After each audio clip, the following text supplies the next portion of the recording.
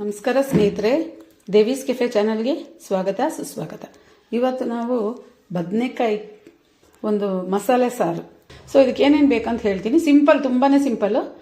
ಬನ್ನಿ ನೋಡೋಣ ಏನು ಬೇಕಂತ. ಇದಕ್ಕೆ ಬದನೆಕಾಯಿ ಈ ಥರ ಕಟ್ ಮಾಡಿ ಇಟ್ಕೋಬೇಕು. ಒಂದು ದೊಡ್ಡ ನಿಂಬೆಹಣ್ಣು ಗಾತ್ರದ ಹುಣಸೆಹಣ್ಣು, ಕೊಬ್ಬರಿ, ಕಾಯಿ ತುರಿ, ಅದು ನಿಮ್ಗೆ ಎಷ್ಟು ಬೇಕೋ, ನಾನೊಂದು ಅರ್ಧ ತೊಗೊಂಡಿದ್ದೀನಿ. ನಿಮ್ಗೆ ಎಷ್ಟು ಬೇಕೋ ಅಷ್ಟು ತೊಗೋಬೋದು. ಇದು ಧನಿಯಾ ಒಂದೆರಡು ಟೇಬಲ್ ಸ್ಪೂನ್ ತೊಗೊಂಡಿದ್ದೀನಿ. ಕಡಲೆಬೇಳೆ ಒಂದೆರಡು ಟೇಬಲ್ ಸ್ಪೂನ್ ತೊಗೊಂಡಿದ್ದೀನಿ. ಸ್ವಲ್ಪ ಅರಿಶಿನ ಪುಡಿ. ಇದು ಗುಂಟೂರು ಮೆಣಸಿನ್ಕಾಯಿ ಒಂದು 8 ತೊಗೊಂಡಿದ್ದೀನಿ. ಬ್ಯಾಡಿಗೆ ಮೆಣಸಿನ್ಕಾಯಿ ಒಂದು 8 ತೊಗೊಂಡಿದ್ದೀನಿ. ಅದು ನಿಮ್ಮ ಖಾರಕ್ಕೆ ಅನುಗುಣವಾಗಿ ಹೆಂಗೆ ಬೇಕೋ ಹಂಗೆ ತೊಗೊಬೋದು. ಇದನ್ನು ಎಲ್ಲ ಫಸ್ಟ್ ಹುರಿಬೇಕು. ಹುರಿದ್ಬಿಟ್ಟು ತೆಂಗಿನಕಾಯಿನೂ ಜೊತೆಯಲ್ಲಿ ಹಾಕ್ಕೊಂಡು ರುಬ್ಬಿಬಿಟ್ಟು ಆಮೇಲೆ ಹುಣ್ಸೆಹಣ್ಣು ನೀರು ಹಾಕೋಬೋದು, ಇಲ್ಲ ಹುಣ್ಸೆಹಣ್ಣು ಎಲ್ಲ ಒಟ್ಟಿಗೆ ಇವೆಲ್ಲ ಒಟ್ಟಿಗೆ ರುಬ್ಬಿಬಿಟ್ಟು ಆಮೇಲೆ ಹೇಗೆ ಮಾಡೋದು ಅಂತ ತೋರಿಸ್ತೀನಿ ಬನ್ನಿ.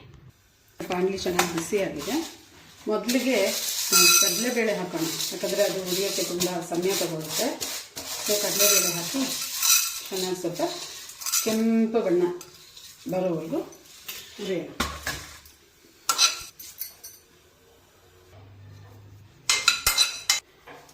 ಸೊ ಹುರಿದ್ಬಿಟ್ಟು ಈಗ ಇದ್ರ ಜೊತೆಯಲ್ಲೇ ಧನಿಯಾನು ಹಾಕೊಳ್ಳೋಣ, ಯಾಕಂದರೆ ಇದು ಎರಡು ಒಟ್ಟಿಗೆ ಫ್ರೈ ಆಗುತ್ತೆ.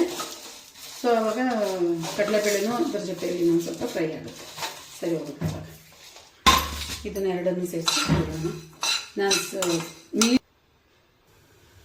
ಇದಾಗಿದೆ, ಗಮ್ಮತ್ತ ಸ್ಮೆಲ್ ಬರ್ತಿದೆ, ನನಗೆ ಕಲರು ಚೇಂಜ್ ಆಗಿದೆ. ಇವಾಗ ಇದನ್ನು ಬೇರೆ ಪಾತ್ರೆಗೆ ಹಾಕ್ಕೊಂಡು ಆರಕ್ಕೆ ಬಿಡೋಣ. ಒಣಮೆಣಸಿನ್ಕಾಯಿನ ಹುರ್ಕೊಳ್ಳೋಣ. ಈ ಬಾಣಲೆಯಲ್ಲಿರೋ ಬಿಸಿಗೆನೆ ಅದು ಚೆನ್ನಾಗಿ ಫ್ರೈ ಆಗುತ್ತೆ. ಕಾಯಿ ತುರಿ ಏನು ಫ್ರೈ ಮಾಡೋ ಅವಶ್ಯಕತೆ ಇಲ್ಲ. ಇದಾದಮೇಲೆ ಇದ್ರ ಜೊತೆಲಿ ಕಾಯಿ ತುರಿನೂ ಹುಣಸೆನೂ ಎಲ್ಲ ಹಾಕೊಂಡು ಒಟ್ಟಿಗೆ ರುಬ್ಬಿಟ್ಟು ಆಮೇಲೆ ನೋಡೋಣ. ನೋಡಿ, ಇದಾರಿದೆ, ಮಿಕ್ಸಿಗೆ ಹಾಕ್ಕೊಂಡಿದ್ದೀನಿ. ಇದ್ರ ಹುಣಸೆಹಣ್ಣನ್ನು ನಾನು ಹಾಗೆ ಹಾಕ್ಕೊಳ್ತೀನಿ. ನಾನು ಇವಾಗ ಇದನ್ನೆಲ್ಲ ಸೇರಿಸಿ ಅರಿಶಿನ ಪುಡಿನೂ ಇದಕ್ಕೆ ಹಾಕಿದ್ದೀನಿ. ಒಂದು ಸ್ವಲ್ಪ ಉಪ್ಪನ್ನು ಹಾಕ್ಬಿಟ್ಟು ನಾನು ರುಬ್ಬಿಟ್ಟು ಆಮೇಲೆ ನೋಡೋಣ. ಮಸಾಲೆ ರುಬ್ಬಿ ಆಗಿದೆ ಸ್ನೇಹಿತರೆ. ಈಗ ಸ್ಟವ್ ಹಚ್ಚಿ ನಾನು ಕುಕ್ಕರ್ ಇಡ್ತಾ ಇದ್ದೀನಿ. ಕುಕ್ಕರ್ ಇಟ್ಟು ಕುಕ್ಕರಿಗೆ ಸ್ವಲ್ಪ ಎಣ್ಣೆ ಹಾಕೋಣ. ಇದಕ್ಕೆ ಸ್ವಲ್ಪ ಎಣ್ಣೆ ಜಾಸ್ತಿ ಬೇಕಾಗುತ್ತೆ, ಯಾಕಂದರೆ ಮಸಾಲೆ ಸಾರು ಅಲ್ವಾ, ಬದನೆಕಾಯಿ ಮಸಾಲೆ ಸಾರು. ನೋಡಿ, 1 ಟೇಬಲ್ ಸ್ಪೂನು, ನಾವು 1.5 ಟೇಬಲ್ ಸ್ಪೂನ್ ಎಣ್ಣೆ ಹಾಕ್ತಾ ಇದ್ದೀನಿ. ಎಣ್ಣೆ ಬಿಸಿ ಆಗಲಿ. ಇದಕ್ಕೆ ಸಾಸಿವೆ, ಕರಿಬೇವಿನ ಸೊಪ್ಪು, ಒಗ್ಗರಣೆ ಏನು ಕೊಡೋದಿಲ್ಲ.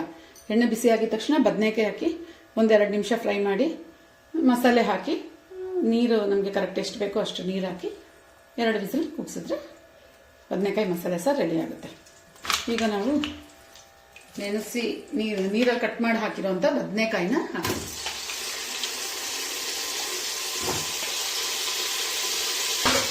ಇನ್ನು ಸ್ವಲ್ಪ 1 ನಿಮಿಷ ಫ್ರೈ ಆದರೆ ಸಾಕು. ಬದನೆಕಾಯಿ ಫ್ರೈ ಆಗ್ತಾ ಇರೋದು ತೋರಿಸ್ತೀನಿ. ಬದನೆಕಾಯಿ ಚೆನ್ನಾಗಿ ಫ್ರೈ ಆಗ್ತಾ ಇದೆ. ಈಗ ಇದಕ್ಕೆ ಮಸಾಲೆ ಹಾಕೋಣ. ರುಬ್ಬಿರೋ ಅಂಥ ಮಸಾಲೆ ನೋಡಿ, ರುಬ್ಬಿರೋದು ಮಸಾಲೆನ ಹಾಕ್ತಾ ಇದ್ದೀನಿ. ರುಬ್ಬಿ ಹಾಕೋಣ. ಹಾಕ್ಬಿಟ್ಟು ಸ್ವಲ್ಪ ಫ್ರೈ ಮಾಡೋಣ. ಈ ಬದನೆಕಾಯಿ ಮಸಾಲೆ ಅದು ಫ್ರೈ ಮಾಡಿರೋ ಮಸಾಲೆ, ಸೊ ಹಸಿ ವಾಸನೆ ಏನು ಇರೋದಿಲ್ಲ. ಆದರೂ ಈಗ ಮಿಕ್ಸ್ ಮಾಡಿ ಎಣ್ಣೆಲಿ 1-2 ನಿಮಿಷ ಸುಮ್ಮನೆ ಫ್ರೈ ಆಗಲಿ. ಫ್ರೈ ಆದಮೇಲೆ ನಮ್ಗೆ ಎಷ್ಟು ನೀರು ಬೇಕು ನೋಡಿಕೊಂಡು ಕನ್ಸಿಸ್ಟೆನ್ಸಿ ನೀರು ಹಾಕ್ಬಿಟ್ಟು ಕ್ಲೋಸ್ ಮಾಡಿ 2 ವಿಸಿಲ್ ಆದಮೇಲೆ ಆಫ್ ಮಾಡಿದ್ರೆ ಆಯಿತು. ಇದು 2 ನಿಮಿಷ ಆಗಿದೆ, ಫ್ರೈ ಆಗಿದೆ. ಈಗ ನೀರು ಹಾಕೋಣ. ಆ ಮಿಕ್ಸಿ ಜಾರಲ್ಲೇ ನೀರು ಹಾಕೋಣ. ನೋಡಬೇಕು ನೀರು ನಮ್ಗೆ ಎಷ್ಟು ಬೇಕು, ಎಷ್ಟು ಸಾರು ಗಟ್ಟಿ ಬೇಕು. ಇದು ಸ್ವಲ್ಪ ಗಟ್ಟಿಯಾಗೇ ಇರುತ್ತೆ, ತುಂಬ ನೀರು ಥರ ಏನಿರೋದಿಲ್ಲ. ಸೊ ನೋಡ್ಕೊಂಡು ನೀವು ನೀರು ಹಾಕ್ಕೊಳ್ಳಿ.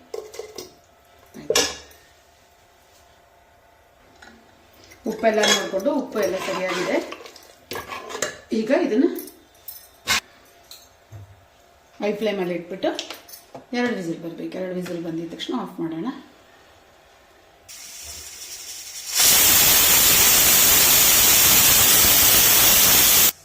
ಇದು 2 ವಿಸಿಲ್ ಆಗಿದೆ. ಇವಾಗ ಆಫ್ ಮಾಡ್ತಾ ಇದ್ದೀನಿ ಸ್ಟವ್. ಕುಕ್ಕರ್ ಚೆನ್ನಾಗಿ ಆರಿದ್ಮೇಲೆ ನೋಡೋಣ. ಮಾಡಿ ಡಿಶ್ ಔಟ್ ಮಾಡಿದ್ದೀನಿ. ದೇವೀಸ್ ಸ್ಪೆಷಲ್ ಬದನೆಕಾಯಿ ಮಸಾಲೆ ಸಾರು ರೆಡಿ. ನೀವು ಟ್ರೈ ಮಾಡಿ ಹೇಗಿದೆ ಅಂತೇಳಿ. ದೇವೀಸ್ ಕೆಫೆ ಚಾನಲ್ನ ಸಬ್ಸ್ಕ್ರೈಬ್ ಮಾಡಿ, ಲೈಕ್ ಮಾಡಿ, ಶೇರ್ ಮಾಡಿ. ಬಾಯ್.